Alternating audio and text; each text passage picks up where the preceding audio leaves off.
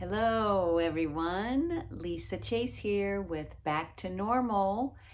And this month is Sleep Awareness Month. And so I wanted to talk to you about sleep. How are you sleeping? I know a few years ago I was struggling with stress and with sleep. And I can tell you when I focus just on improving that one aspect of my life, which was sleep, so many things improved. Our sleep is so important to our health and well being, and so many of us are lacking good quality sleep. As a physical therapist, I hear all the time from my patients how they struggle with sleep. So I thought this was a great opportunity, since it was Sleep Awareness Month, to share some things with you. So let me tell you about what I use. So you can see on my hand, this is the Oura Ring, and I wear this every day. And I'm going to open up my app to kind of try to show you. There are many things that this app is measuring, but what I want to focus on today is the sleep information that you get, because I know a lot of people wear different devices and maybe it gives you some sleep data, but I have found this to be extremely informative. And with information, when we are informed, we can make better decisions about our health. So let me kind of show you. So if you can kind of see, this is going to give me a summary of my sleep. So total sleep, time in bed, and efficiency, as well as resting heart rate. And resting heart rate, I'm sure you've heard me speak about heart rate variability. And that is a very big indicator of the health of our nervous system. And it is also measured in here, which is another great feature to be monitoring. But also resting heart rate. So say many of you don't have a heart rate, don't have an Oura Ring. Most devices will show you your resting heart rate, or first thing in the morning, you can take your resting heart rate by feeling your pulse either right here in your neck or right here on your hand. This is something I teach all my athletes, particularly my professional athletes, because it's a great way to monitor your training loads and if your body is getting enough recovery. So if you start to see trends where your resting heart rate is becoming elevated, that may be a really good indicator that, hey, maybe I need more rest and recovery today. So I love how it shows you that. Then you get a score. So my score was 87, which was pretty good.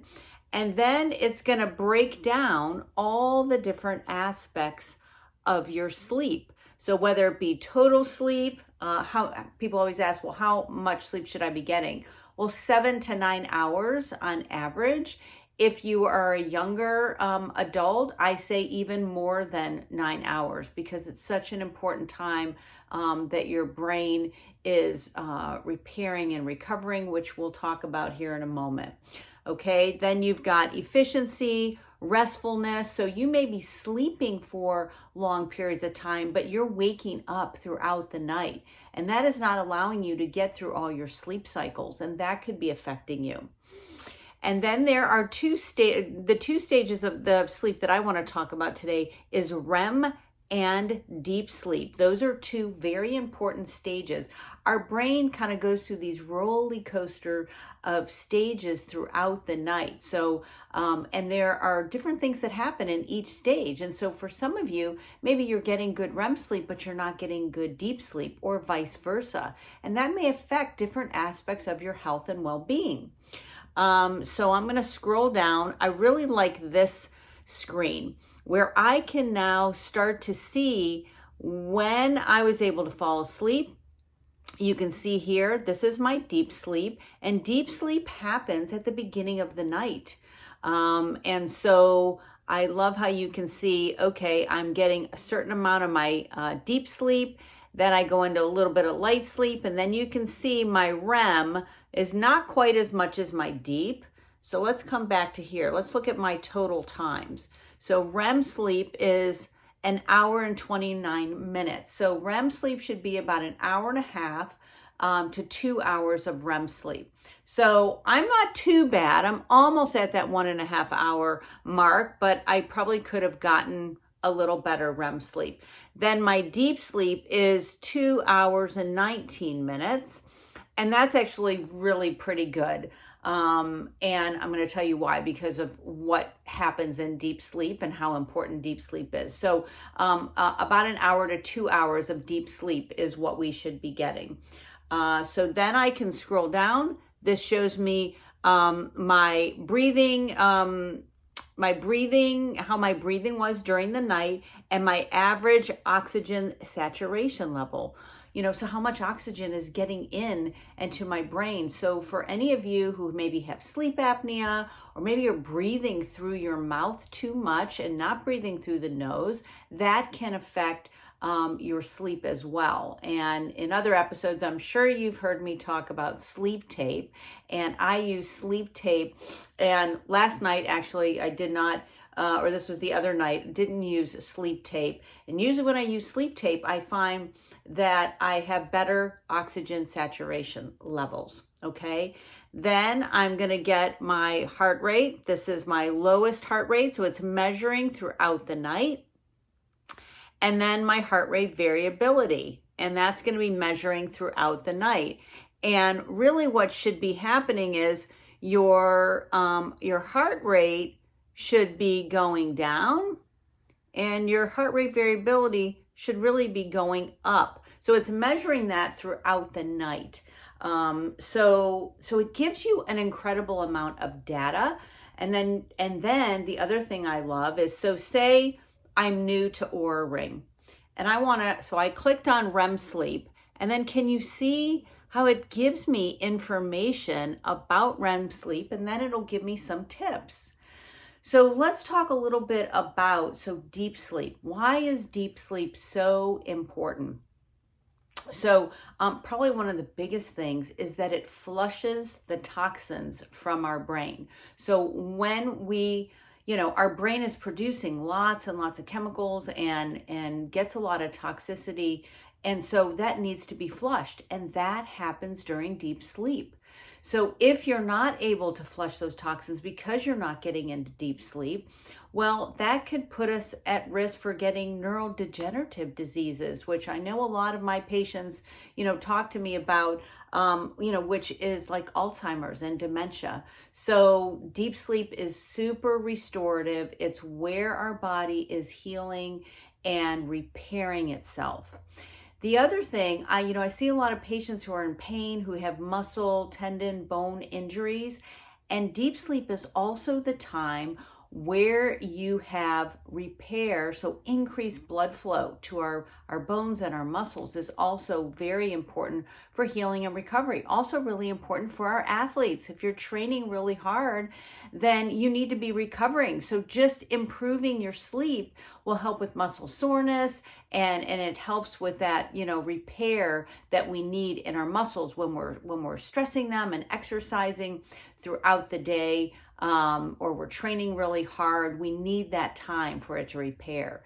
It also helps with energy production. That's the time when our body is able to utilize the fuel from our food and convert it to energy. So for those of you that suffer with fatigue, getting a good night's sleep will allow you to improve your energy levels, which is great.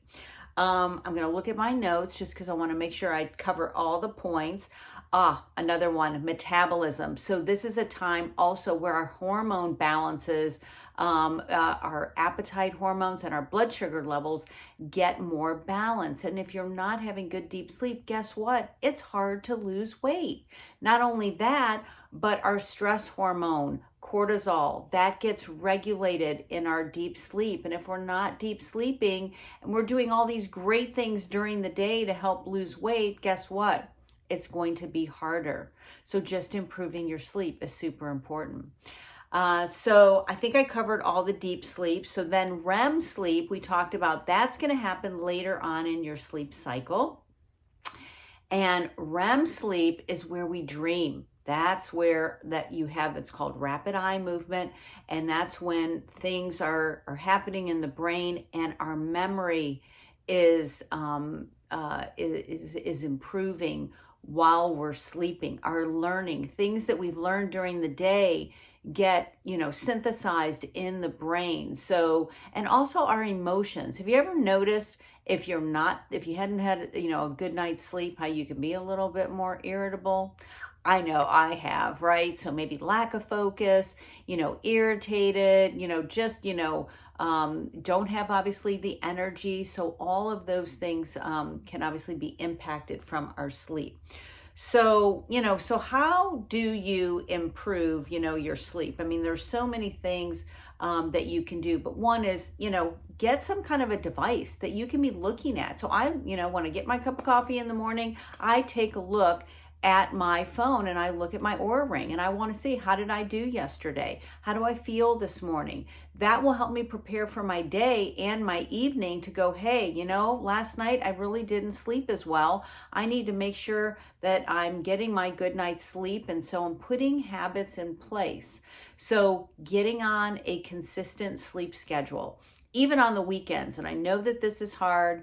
But I noticed, looking at my sleep pattern this past week, it wasn't as good. I did a challenge where I was on a call till 10:30 every night, and I normally go to bed at 9:30. So this disrupted my sleep, and I could see that change in my numbers.